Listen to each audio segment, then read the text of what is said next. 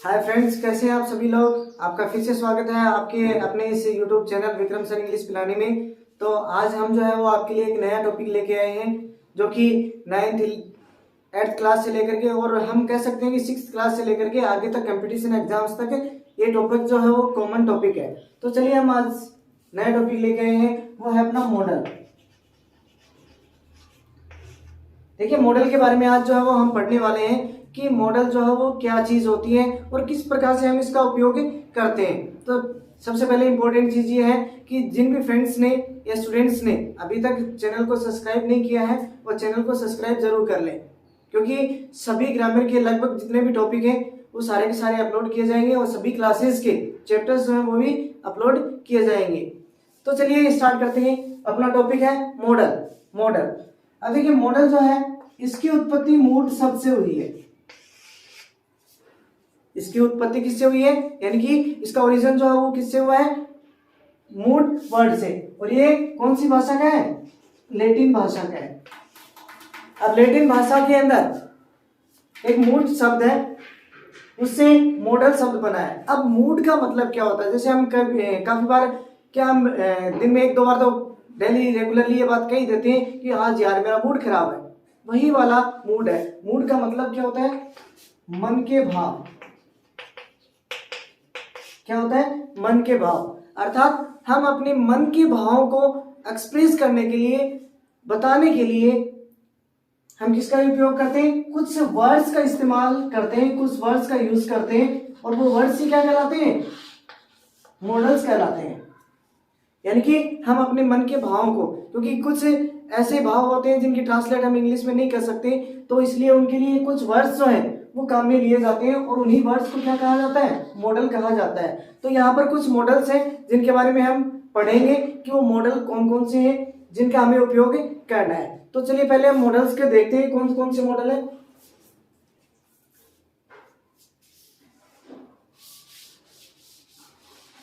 तो चलिए हम बात करते हैं मॉडल की। तो पहले मॉडल में आता है can, could, may, might, must, shall, should, will, would, dare, used to और टू, नीड। ये हो गए अपने मॉडल 1 2 3 4 5 6 7 8 9 10 11 12 13। अब देखिए ये अपने पास 13 है। इनके अलावा एज ए मॉडल हम जो है वो हैज टू, हैव टू और हैड टू, इनका यूज भी हम करते हैं। तो चलिए देखते हैं इस वीडियो में हम कहां तक कर पाते हैं। जितना हो सकेगा शॉर्ट एंड स्वीट में मैं आपको बताने जा रहा हूं और इनसे बाहर कंपटीशन एग्जाम हो या फिर कोई भी आपकी एग्जाम हो, उनसे बाहर कोई भी क्वेश्चन जो हो वो नहीं आना है। तो इसलिए ध्यान से पढ़ते रहिए विदाउट स्किप किए हुए। तो चलिए स्टार्ट करते हैं। हम सबसे पहले लेते हैं मॉडल कैन।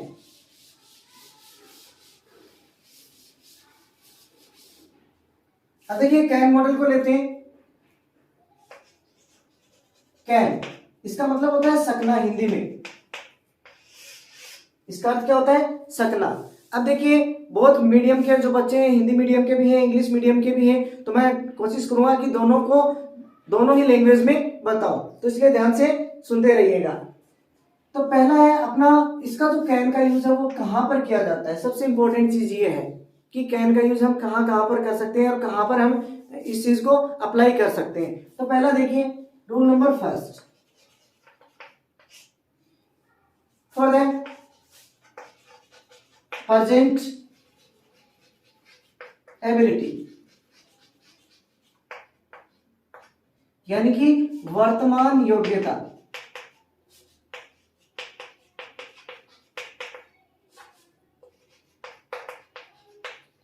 यानी कि हम अपनी जो प्रेजेंट एबिलिटी है उसको एक्सप्रेस करने के लिए हम किसका यूज करेंगे, कैन का यूज करेंगे। अब देखिए प्रेजेंट एबिलिटी, ये एबिलिटी होती क्या है, एबिलिटी होती है योग्यता। किसी भी काम को करने के लिए किसी ना किसी व्यक्ति में कोई ना कोई एबिलिटी जरूर पाई जाती है। फॉर एग्जाम्पल ये कहें भाई हाँ मैं भारतीय हूँ, भाई हम सभी जो है वो इंडियन है और हम इंग्लिश बोल सकते हैं, तो ये क्या है, हमारी एबिलिटी है। अब कोई अंग्रेज थोड़ा ना भाई हिंदी बोल सकता है, अगर बोलेगा तो उसका मतलब ही has ability to speak our language Hindi. तो यही होगा, तो यानी कि वर्तमान एबिलिटी को यानी कि प्रेजेंट एबिलिटी को to express the present ability we will use the can. दूसरे शब्दों में कहें, नॉर्मल एक 10वीं कक्षा का बच्चा है और वो ये कहे कि मैं 11th क्लास को पढ़ा सकता हूं, है ना, तो उसमें क्या है, एबिलिटी है, तभी तो वो पढ़ाएगा, अदरवाइज नहीं पढ़ा पाएगा, है ना। एक 11th स्टैंडर्ड का बच्चा है, वो ये कहे कि मैं 12th के क्वेश्चंस जो है वो क्या कर सकता हूँ, सॉल्व कर सकता हूँ, तो इसका मतलब he has ability to solve the questions of 12th standard, यानी कि उसके अंदर इतनी कैपेसिटी है। तो सबसे इंपॉर्टेंट चीज क्या है कि ये मॉडल आप फिलअप कैसे करोगे। चलो ठीक है, मान लो कि आपने ये याद कर लिया कि हाँ प्रेजेंट एबिलिटी जो है उसके लिए हम किसका यूज करते हैं, कैन का यूज करते हैं, लेकिन अगर आप सेंटेंस में देखो काफी प्रकार से क्वेश्चंस आते हैं, तो आपको हर चीज जो वो समझनी पड़ेगी। तो पहली चीज तो ये है कि आने का तरीका, या तो अगला ब्रैकेट में दे देगा, फॉर एग्जांपल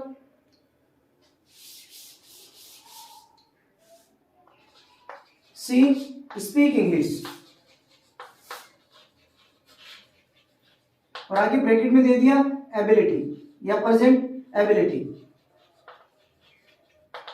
तब तो कोई दिक्कत नहीं है, आसानी से कर लोगे, क्योंकि आपको पता है प्रेजेंट एबिलिटी के लिए किसका यूज करना है, कैन का यूज करना है, तो सीधा सा आप कैन का यूज कर लोगे। दूसरा तरीका ये है कि वो आपको ये भी नहीं देगा, फिर आप कैसे करेंगे, उस समय आपको क्या करना पड़ेगा कि इसके अंदर जो भाव है उसको आपको आइडेंटिफाई करना पड़ेगा कि इसके अंदर जो किस प्रकार का भाव जो है वो छिपा हुआ है, क्योंकि इसका मतलब ही क्या है, मूड। मूड का मतलब क्या होता है, मन के भावों को व्यक्त करना है, यानी कि दूसरे के मन के भावों को अपने को समझना है, और वो आपको क्या करेगा, सेंटेंस जो वही आपको बताएगा कि हाँ सेंटेंस जो है वो क्या कहना चाह रहा है। देखिए फॉर एग्जांपल कंडीशन लगा करके देगा, आपको ऐसे डायरेक्ट सेंटेंस नहीं देगा, जैसे I am an Indian but I speak English, यहां पर उसने कंडीशन लगा दी। कंडीशन क्या लगा दी, देखिए भाई मैं क्या हूं, इंडियन हूं,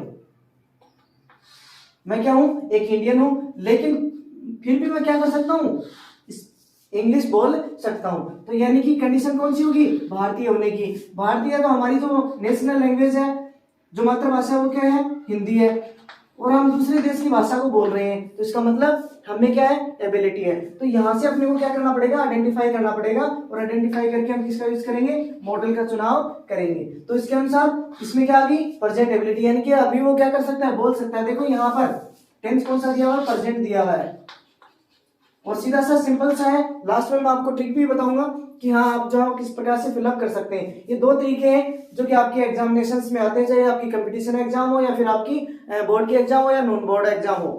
तो चलिए ये तो हो गया प्रेजेंट एबिलिटी के लिए। तो फिर सर दूसरा यूज और कहां पर होता है, वो सबसे इंपॉर्टेंट चीज है। प्रेजेंट एबिलिटी तो हो ही गया, चलिए भाई रूल नंबर 2 देखते हैं। फॉर द प्रेजेंट कैपेसिटी,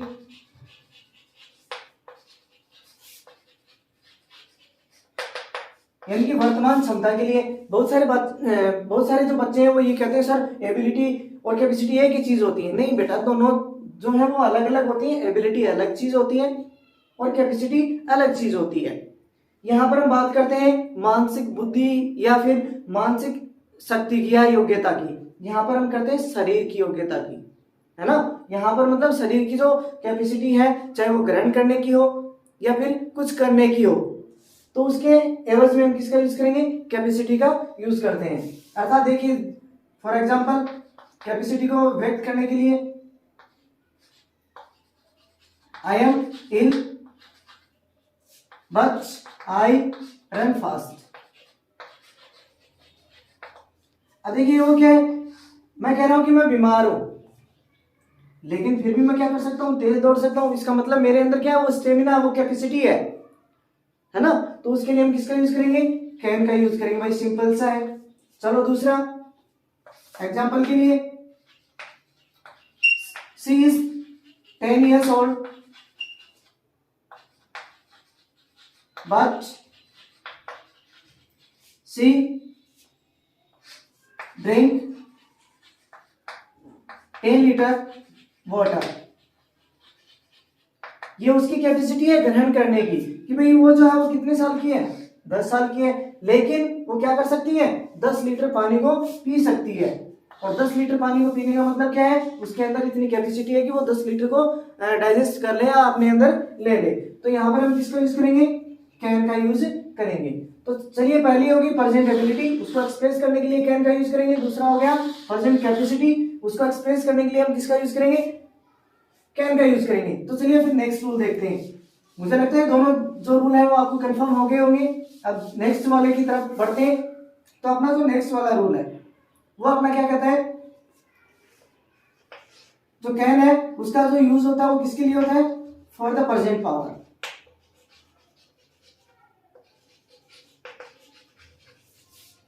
यानी कि वर्तमान शक्ति को, यानी कि हमारी वर्तमान ताकत को दिखाने के लिए हम किसका यूज करेंगे, कैन का। आजकल मतलब बहुत सारे बच्चे होते हैं या फिर और बहुत सारे लोग होते हैं जो कि ताकत से भरे हुए होते हैं, नॉर्मल है, किसी को भी पूछ लो चाहे कुछ भी कह लो, मैं देख लूंगा तेरे को, मैं ये कर सकता हूँ, मैं वो कर सकता हूँ, मैं ये कर दूंगा, वो कर दूंगा। तो ये सारी क्या है, टू एक्सप्रेस द पावर, और वो भी कौन सी, प्रेजेंट पावर, है ना। तो उसको व्यक्त करने के लिए हम किसका यूज करेंगे, कैन का यूज करेंगे। फॉर एग्जाम्पल, जैसे कोई बच्चा है, I am very powerful,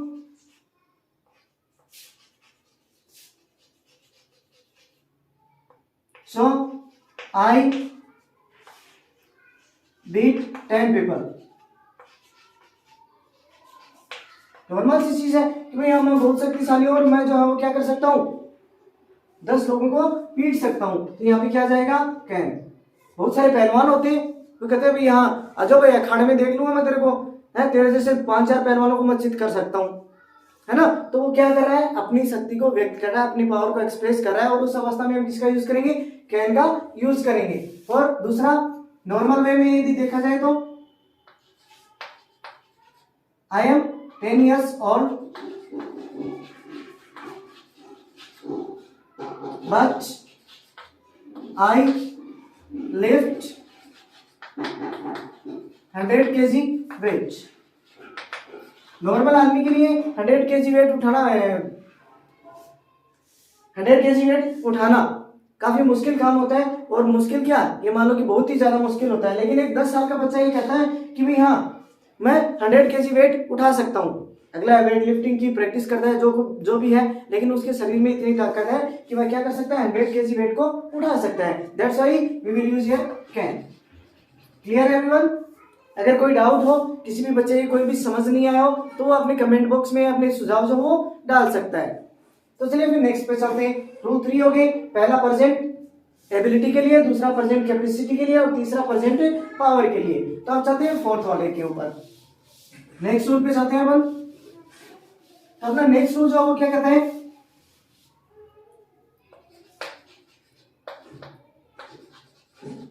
for the permission, यानी कि आज्ञा के लिए, यानी कि जो परमिशन है उसके लिए हम विल का भी यूज करते हैं, शैल का भी यूज करते हैं, कैन का भी यूज करते हैं, मे का भी यूज करते हैं। तो सर ये परमिशन बहुत सारी होगी, है ना। इनको हम आइडेंटिफाई कैसे करेंगे, तो देखिए सिंपल सा तरीका है। मैं आपको फॉर्मल इनफॉर्मल वगैरह ऐसी चीजें नहीं बताऊंगा, मैं डायरेक्ट आपको बताऊंगा कि ऐसी परमिशन जिसको लेने की आवश्यकता नहीं होती है, लेने की जरूरत नहीं होती है, लेकिन फिर भी क्या करते हैं हम, अगले की रेस्पेक्ट के लिए, for the respect of others we will take a permission, यानी कि हम उसकी सम्मान के लिए क्या करते हैं, ले लेते हैं। जैसे मान लो कि आप होमवर्क कर रहे हो, या आप क्लास में आपको टीचर लिखवा रहे हैं और वहां पे आपका पेन खत्म हो गया, अब आप बिना बोले बिना शोर किए अपने पड़ोसी का पेन उठा लेते हो, कोई दिक्कत नहीं है, पेन ही तो लिया है, कोई चोरी थोड़ा ना की है, कोई गुनाह थोड़ा ना किया है, लेकिन फिर भी आप कभी कभार आप क्या करते हो, पूछ लेते हो। कभी आप बिना पूछे ले लेते हो और कभी आप पूछ लेते हो कि भैया अपना पेन, यार मेरे दोस्त या मेरे भाई मेरे को पेन देना, मेरा पेन जो वो खत्म हो गया। तो ऐसी अवस्था में हम यानी कि परमिशन लेने की जरूरत नहीं है, फिर भी हमने क्या कर लिया, पूछ लिया। तो उस अवस्था में हम किसका यूज करेंगे, कैन का। तो देखिए, can I use your pen. तो यहां पर हमने कैन का यूज किया, तो ये कौन सी होगी, परमिशन होगी। और ऐसी परमिशन जिसको लेने की इतनी खास जरूरत नहीं होती है, फिर भी अगले की चीज है, अगले का सम्मान है, रेस्पेक्ट है, तो हम उस अवस्था में क्या करते हैं, हम परमिशन ले लेते हैं। दूसरी चीज, इससे आपको मैं और एग्जांपल देता हूं कि मान लो कि आपके हाथ में टॉफी वगैरह है, आपकी मामा आपके साथ जा रही हैं और आप मामा से पूछते हो, भाई मामा मैं टॉफी खा लूं। भाई पूछने वाली बात तो नहीं है, लेकिन फिर भी आप पूछ लेते हो, भाई टॉफी खाने के लिए बनी है तो खा लेते हैं। तो उसके लिए हम किसका यूज करेंगे, कैन का। तो कैन आई ईट चॉकलेट। चलिए फिर नेक्स्ट रूल नंबर 5 जो है वो किसके लिए करते हैं, पॉसिबिलिटी, यानी कि संभावना, यानी कि कोई निश्चित नहीं होती है वो कि ये संभावना हो सकती है, हम उसका क्या करते हैं, सिर्फ अनुमान लगाते हैं, है ना, कि भाई हाँ यार वो इंटेलिजेंट था, है ना, तो उसके 90% मार्क्स आ गए होंगे, यार वो बीमार था, है ना, मर गया होगा। तो ये क्या है, हमारी पॉसिबिलिटीज हैं। तो इस अवस्था में हम किसका यूज करेंगे, कैन का। ठीक है ना, यार वो तेज दौड़ता था इसलिए सिलेक्ट हो गया होगा स्टेट में, यानी कि ये क्या पॉसिबिलिटीज है जो हम अनुमान लगाते हैं, उसी के लिए हम किसका यूज करेंगे। इसकी जगह पे आप गैस भी कर सकते हैं, यानी कि अनुमान लगाना है, पॉसिबिलिटी शो करना। जैसे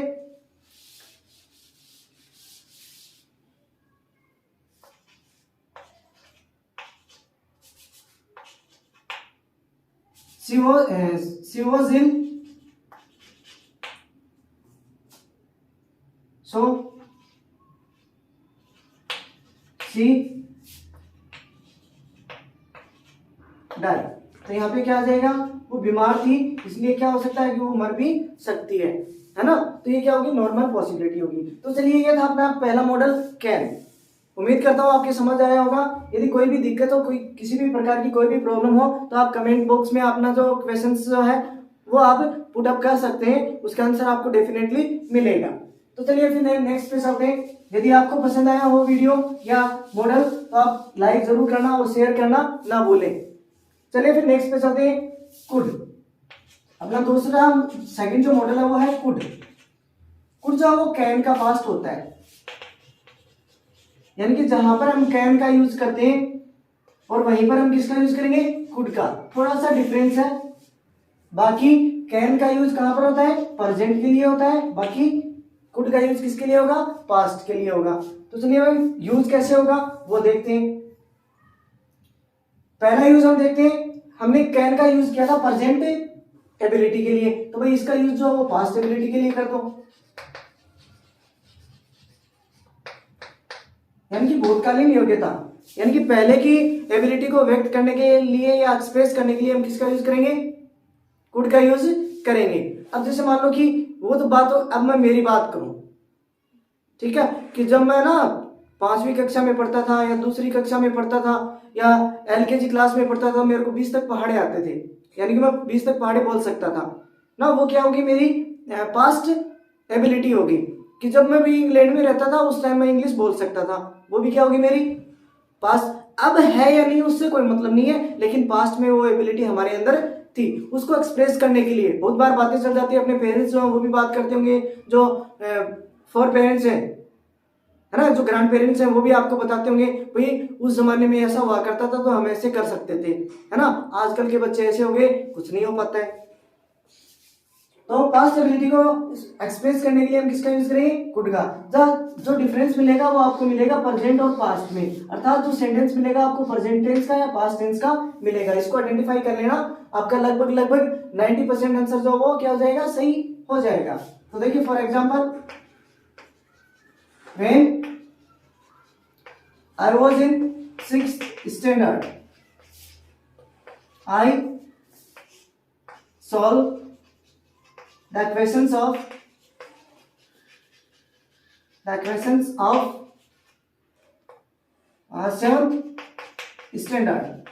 कि जब मैं छठी कक्षा में था तो मैं 7वीं कक्षा के प्रश्न सोल्व कर सकता था। ये क्या है?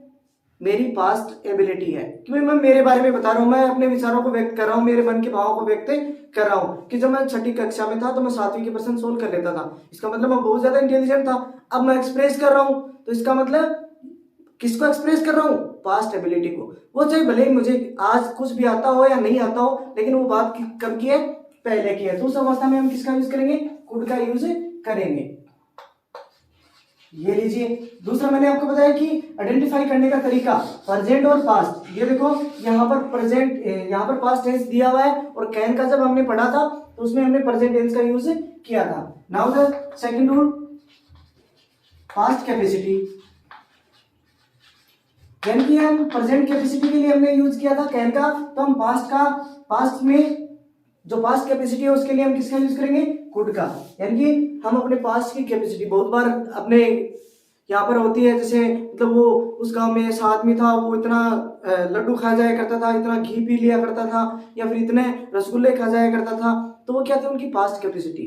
ठीक है ना? आजकल मतलब नॉर्मल जुकाम हो जाती है तो आप है ना बिस्तर पकड़ लेते हो। पहले कहते थे भाई ये इन चीजों को तो हम कुछ समझते ही नहीं थे, है ना? इतनी नॉर्मल बुखार हो जाती थी फिर भी हम खेत में काम करते रहते थे। तो वो क्या थी? उनकी पास्ट कैपेसिटी। यानी कि इतनी बीमारी में तो हम रोज स्कूल जाते थे, आज आपको जुकाम क्या हो गया, आप घर पे बैठ गए। यानी कि कहने की बात यही है, जो पास्ट कैपेसिटी थी या जो पास्ट कैपेसिटी है उसको एक्सप्रेस करने के लिए हम किसका यूज करेंगे? कुड का यूज करेंगे। For example, when I was 10 years old, I ate 20 chapatis in a time। जब मैं 10 साल का था तो उस समय मैं एक टाइम में 10 चपातियां या 20 चपातियां खा जाया करता था। तो ये क्या थी?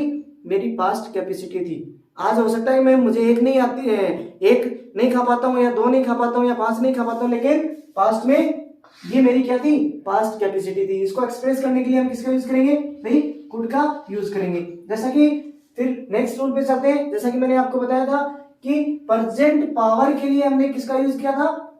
कैन का यूज किया था। तो चलिए अब हम करेंगे यूज किसका? पास्ट पावर का। तो देखिए पास्ट पावर के लिए हम किसका यूज करेंगे? पास्ट पावर के लिए हम यूज करेंगे कुड का। नेक्स्ट रूल है रूल नंबर 3, पास्ट पावर। ये तो आपने बहुत बार सुना होगा, अपने जो ग्रैंड पेरेंट्स हैं वो बहुत बार कह देते हैं भी यार बोले आजकल के बच्चों को पता नहीं क्या हो गया, वो 10 किलो वजन नहीं उठा पाते हैं, और हमें ना 1-1 क्विंटल वजन ऐसे ले जाया करते थे, वो समझते ही नहीं थे। तो आज में और उस जनरेशन में फर्क बहुत ज्यादा हो गया है। तो आज कोई बात करता है अपने युवावस्था की, भाई आप अपने दादाजी कहते हैं जब मैं आपके उम्र का था, यानी कि आपके एज का था, तो उस टाइम में ये काम कर सकता था। तो वो क्या थी? उनकी पास्ट पावर थी, और उसको एक्सप्रेस करने के लिए वो किसका यूज करते हैं? कुड का यूज करते हैं। तो सेंटेंस जो वो अपने आप बता देगा अपने को किसमें क्या सेंटेंस हो, वो क्या जो फीलिंग है वो छुपी हुई है, और इसके अनुसार हमें कौन सा मॉडल जो वो यूज में लेना है। तो देखिए for example, when I was young I lift 100 kg wait.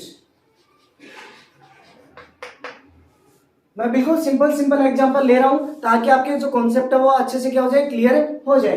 तो देखिए जब मैं युवा था, यंग था, उस समय में क्या कर सकता था? 100 किलो वजन उठा सकता था। तो ये क्या होगी? मेरी पास्ट पावर हो गई। तो इसके लिए हम किसका यूज करेंगे? भी कुड का यूज करेंगे। चलिए यहां तक तो हो गया। Rule number 4, for the hesitation.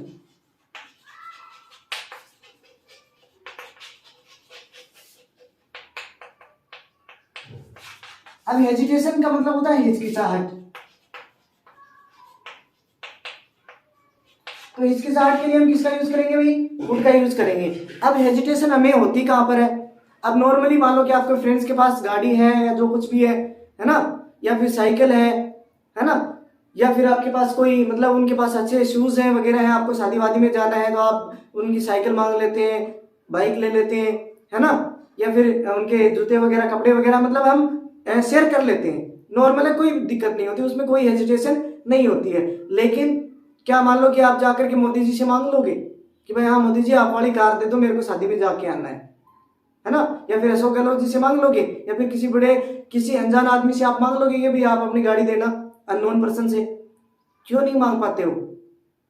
क्योंकि वहां पर आपको हेजिटेशन होती है, आपके मन में काफी सारे सवाल जो पैदा हो जाते हैं, पता नहीं कौन है, मैं जानता भी नहीं हूँ, पता नहीं मना कर देगा, क्या पता मेरे को लिफ्ट दे या ना दे, हो सकता है मेरी बात ना माने, हो सकता है मेरी इंसल्ट हो जाए, कुछ भी है, एनीथिंग एल्स। ये क्या है? These are the causes of hesitation, यानी कि किसके कारण है? हेजिटेशन के। और जहां पर हेजिटेशन होती है वहां पर हम किसका यूज करेंगे? कुड का। जैसे could I use your car, यानी कि कार मांगना नॉर्मल काम नहीं है, यानी कि किसी की भी हम मांगते हैं या फिर किसी से अननोन पर्सन से मांगते हैं तो वहां पर हमें क्या होगी? हेजिटेशन होगी। तो ये इसके लिए हम किसका यूज करेंगे? कुड का। तो ये था कैन और कुड। एक आधा कोई रह गया हो तो देख लेना। और फिर चलो एक और मैं बता देता हूं आपको, रूल नंबर 5 ध्यान में आ रहा है थोड़ा थोड़ा।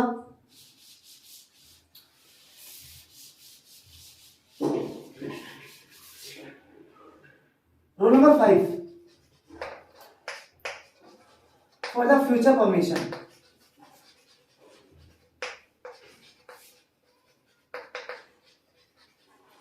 यानी कि फ्यूचर परमिशन के लिए हम किसका यूज करेंगे? कुड का यूज करेंगे। क्योंकि आप बात कर रहे हो सर ये तो कुड है ना, कुड तो पास्ट होता है, लेकिन इसका प्रयोग जो वो फ्यूचर में हम कैसे करेंगे?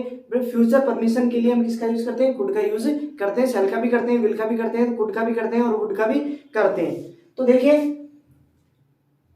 कुड का परमिशन के लिए, यानी कि आज ही आप क्या कर लेते हैं, कल के लिए एडवांस में क्या ले लेते हैं? परमिशन ले लेते हैं। मान लो कि आपको आपके फ्रेंड्स के पास आपके फ्रेंड के पास मान लो कि कार है, आपको शादी में जाना है ना, तो आप कहते हो यार फ्रेंड है ना, मेरे को कल एक शादी में जाके आना है और आप अपने वाली कार देना। यानी कि आज ही आपने परमिशन ले ली, कब की?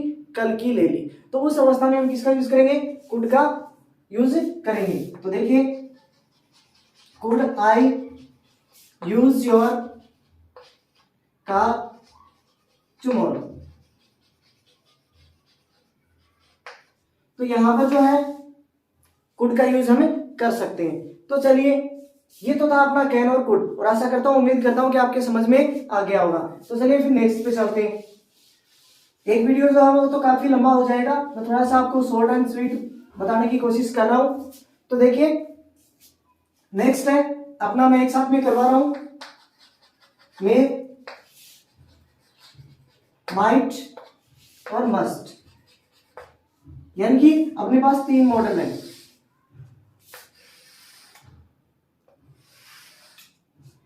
और तीनों का जो यूज होता है वो किसके लिए होता है? पॉसिबिलिटी के लिए होता है।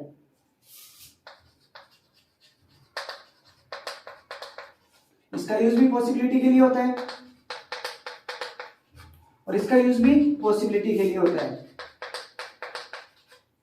देखो तीनों का यूज यदि पॉसिबिलिटी के लिए होता है तो हम इनका अलग अलग यूज जो है वो कहां पर करेंगे, किस प्रकार के सेंटेंसेस में करेंगे? तो वो देखिए इसका यूज जो है वो किसी भी काम के और होने के और ना होने के बराबर बराबर चांसेस हो।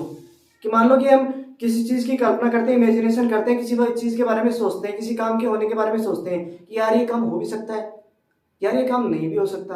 यानी कि दोनों के बराबर बराबर चांस, क्या पता हो जाए, क्या पता ना हो। इनकी किसी भी प्रकार का कोई कंफर्मेशन नहीं होता है। यानी कि जितना होने का कंफर्मेशन होता है उतना ही ना होने का भी होता है। यानी कि ये काम हो भी सकता है, नहीं भी हो सकता है।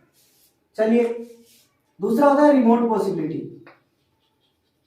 रिमोट का मतलब होता है दूरस्थ, और पॉसिबिलिटी का मतलब होता है संभावना। यानी कि ऐसी पॉसिबिलिटी जिसके होने के चांसेस न के बराबर हो, यानी कि 0 to 10%। यानी किसी भी काम के होने के 0 से 10% चांसेस हो, तो यानी कि न के बराबर चांसेस होते हैं। कि मानो कि हमें पता है ये काम नहीं होगा, लेकिन एक काफी बार हम कर लेते हैं भी हाँ 1% यार ये काम हो भी सकता है, आप हमेशा मतलब नेगेटिव क्यों सोचते हो, पॉजिटिव भी सोच के देखो, ये काम हो भी सकता है। तो उस अवस्था में हम किसका यूज करेंगे, माइट का यूज करेंगे, जिसके होने के, या पहली बात तो आपको सेंटेंस नेगेटिव मिलेगा इसमें। अगर नेगेटिव नहीं मिलता है तो उसमें जो भाव दिया हुआ होगा वो बिल्कुल डेफिनेटली कैसा होगा, नेगेटिव होगा, ये आप देख लेना।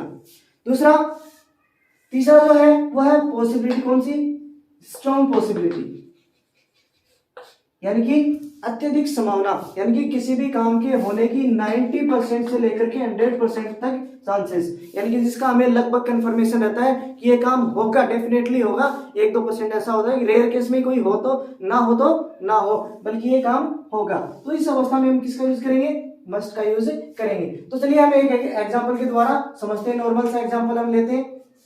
यहां पर there are clouds in the sky, it rain today। ये अपने पास एक सेंटेंस है कि भाई आकाश में बादल है और बारिश हो सकती है। क्या हमेशा बादल होते हैं तो बारिश होती है, नहीं होती है। यानी कि बादल जब आ जाते हैं तो हम अनुमान ये लगाते हैं कि बारिश हो सकती है, कभी वो बारिश हो जाती है और कभी नहीं होती है, यानी कि बराबर बराबर चांसेस रहते हैं। उस अवस्था में हम किसका यूज करेंगे भाई, मे का यूज करेंगे। तो चलिए फिर नेक्स्ट पे चलते हैं, पॉसिबिलिटी। यानी कि मैंने आपको बताया कि सेंटेंस या तो नेगेटिव मिलेगा या फिर उसमें नेगेटिव भाव मिलेगा। यानी कि मैं एक सेंटेंस को थोड़ा सा अलग करके बताता हूं। इसी सेंटेंस को ले लेते हैं। तो there are no clouds in the sky, it rain today. क्या आकाश में बादल नहीं है, नेगेटिव सेंटेंस आ गया। अगर बादल ही नहीं है तो फिर बारिश होने के चांसेस क्या बन रहे हैं, न के बराबर। तो हम किसका यूज करेंगे, मे का यूज करेंगे। चलिए भाई मे का यूज माइट का यूज करेंगे। तो हमने माइट का यूज कर दिया। तो चलिए इसी सेंटेंस को मैं थोड़ा सा घुमा देता हूं और पॉजिटिव सेंटेंस बना देता हूं। तो देखिए, the clouds have passed on,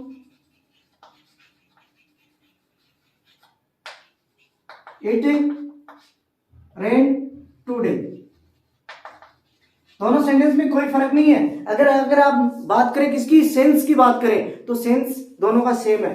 क्या होगा, इसमें क्या है, आकाश में बादल नहीं है, बारिश हो सकती है। यहां पर क्या लिख दिया मैंने, बादल तो जा चुके हैं, अर्थात बात तो वही होगी ना कि आकाश में बादल तो है नहीं। यहाँ पर तो पहले से ही ऑलरेडी नहीं थे और यहाँ पर थे और वो भी चले गए, यानी कि आकाश पूरा क्या हो गया, खाली हो गया और उसमें बारिश होने की चांसेस न के बराबर होते हैं। तो यहाँ पर आ जाएगा माइट। यानी कि आपको सेंस जो है वो आपको खुद को समझना पड़ेगा कि सेंटेंस में जो सेंस दिया हुआ वो कैसा दिया हुआ है। क्लियर। चलिए स्ट्रॉन्ग पॉसिबिलिटी की हम बात करें, इसी सेंटेंस में ले लेते हैं हम थोड़ा सा। There are dark clouds in the sky and the weather is very rough, it rain today। यानी कि आकाश में काले या घने काले बादल जो वो छाए हुए हैं और बारिश मौसम जो वो भी बहुत ज्यादा खराब है। तो इस अवस्था में जैसे मान लो कि काले बादल छा जाते हैं और मौसम जो वो खराब हो जाता है, बहुत ज्यादा बिजली चमक रही है, आंधियां चल रही है, तो उस अवस्था में ज्यादा नहीं तो बारिश तो पक्की होनी है। यानी कि वहां पर पॉसिबिलिटी कितनी बनती है, 90 to 100%, यानी कि उस बारिश होने के चांसेस क्या होते हैं वहां पर बढ़ जाते हैं। तो उस अवस्था में हम किसका यूज करेंगे भाई, मस्ट का यूज करेंगे। चलिए फिर ये तो हो गया पॉसिबिलिटी जो कि तीनों में थी। अब और हम कहां पर यूज करते हैं वो देखिए। मे का यूज ऑब्जेक्टिव सेंटेंस पे करते हैं भाई। ऑब्जेक्टिव सेंटेंस कौन से होते हैं, जिनमें किसका भाव दिया हुआ हो, प्लेस का दिया हुआ हो, प्रे का दिया हुआ हो, है ना, किसी के लिए विश की गई हो, कामना की गई हो। तो ऐसे जो सेंटेंसेस होते हैं वो ऑब्जेक्टिव सेंटेंस कहलाते हैं और उसमें हम किसका यूज करते हैं, मे का। जैसे गॉड ब्लेस यू, है ना, यू लिव लॉन्ग। और इससे पहले हम किसका यूज करेंगे, मे का। ठीक है। उसके बाद में हम बात करें तो मे का यूज और सर कहां पे करते हैं, तो वो करते हैं परमिशन के लिए।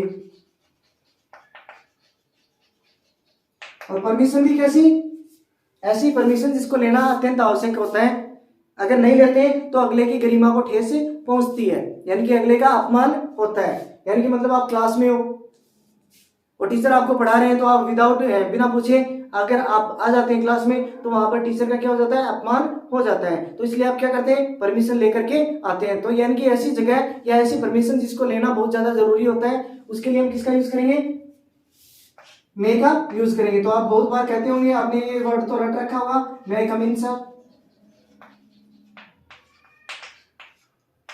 तो चलिए फिर इसके बाद में हम बात करते हैं मस्ट की। आपको और कहीं पर यूज नहीं करना है, आपके लेवल में थोड़ा सा है और इसका डीपली कंपटीशन के हिसाब से अलग से टॉपिक जो है वो एक वीडियो जो मैं और बना दूंगा। ये एक बार नॉर्मल जो चीजें हैं वो नॉर्मल तो नहीं कह सकते, नॉर्मल से कुछ ज्यादा ही है, यानी कि कंपटीशन लेवल से थोड़ा सा कम। कंपटीशन में अलग टाइप के आते हैं तो उनके जो है एक अलग से वीडियो जो है वो कंपटीशन का बना देंगे। तब तक ये जो वीडियो है ये आपको लगभग इसमें कवर तो सारे हो जाते हैं, लेकिन उनका पूछने का तरीका अलग होता है, तो वो तरीका ही बताना है, बल्कि मॉडल सारे के सारे ऐसे के ऐसे ही हैं। तो चलिए फिर नेक्स्ट पे चलते हैं अपन। दूसरा जो यूज है मस्ट का, वो किसके लिए होता है, स्ट्रॉन्ग एडवाइस के लिए, यानी कि ऐसी एडवाइस जिसको मानना बहुत ज्यादा जरूरी होता है। एक तो होती है नॉर्मल एडवाइस, जो कि हम पूरे दिन चिपकाते रहते हैं एक दूसरे को, आपको ये करना चाहिए, आपको वो करना चाहिए था, आपको ये करना चाहिए था, है ना, आपको पढ़ना चाहिए, आपको स्कूल जाना चाहिए, आपको ये करना चाहिए, आपको तैयारी करनी चाहिए, ये करना चाहिए, वो करना चाहिए। या फिर अपने पड़ोस वाले, अपने घर में कोई भी आता है तो वो 2-4 एडवाइस चिपका के चला जाता है, वो होती है नॉर्मल एडवाइस। लेकिन हम बात करें किसकी, स्ट्रॉन्ग एडवाइस की, यानी कि ऐसी एडवाइस जिसको मानना बहुत ज्यादा अत्यंत आवश्यक होता है। जैसे मैं कहूँ भी यहाँ, you are sick of corona,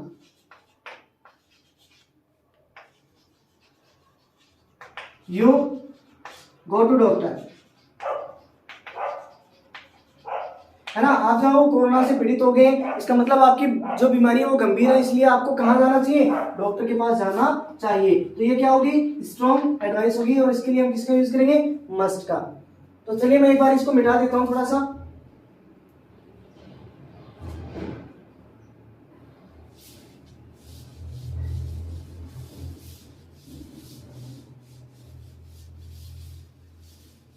इसके अलावा चलिए हम बात करते हैं नेक्स्ट पे।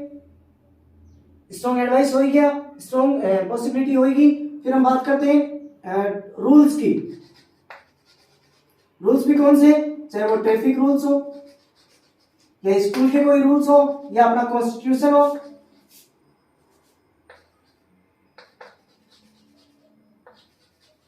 यानी कि संविधान हो या ट्रैफिक के नियम हो या कुछ भी हो, किसी भी इंस्टीट्यूट के रूल्स हो। यानी कि रूल्स जो है वो किस लिए बनाए जाते हैं, ताकि हम उनकी क्या कर सकें, उनको फॉलो कर सकें। यानी कि वो हमारे लिए क्या होते हैं, कंपलसरी होते हैं, ताकि हम अपने आप को अनुशासित रख सकें। तो इसके लिए हम किसका यूज करेंगे, मस्ट का। जैसे यू वियर हेलमेट,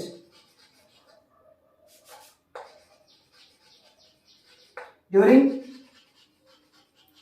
राइडिंग, यानी कि आपको राइड करते समय, बाइक चलाते समय आपको क्या करना चाहिए, आपको हेलमेट पहनना चाहिए। तो ये एक ट्रैफिक रूल है, तो इसके लिए हम किसका यूज करेंगे, मस्ट का यूज करेंगे। या फिर you must wear your school uniform या योर ड्राइवर यूनिफॉर्म या जो कुछ भी है, या आर्मी यूनिफॉर्म। यदि आप you are a soldier, you must wear your uniform, यानी कि आप सैनिक हो तो इसलिए आपको आपकी जो यूनिफॉर्म है वो पहननी चाहिए, क्योंकि वहां पर आपका क्या दिखता है, डिसिप्लिन दिखता है। तो चलिए फिर उसके बाद में नेक्स्ट हम बात करते हैं मस्ट की। तो इसका जो यूज है वो कंपल्सन के लिए, कंपल्सन और ऑब्लिगेशन। कंपल्सन होती है मजबूरी और ऑब्लिगेशन होती है बाध्यता।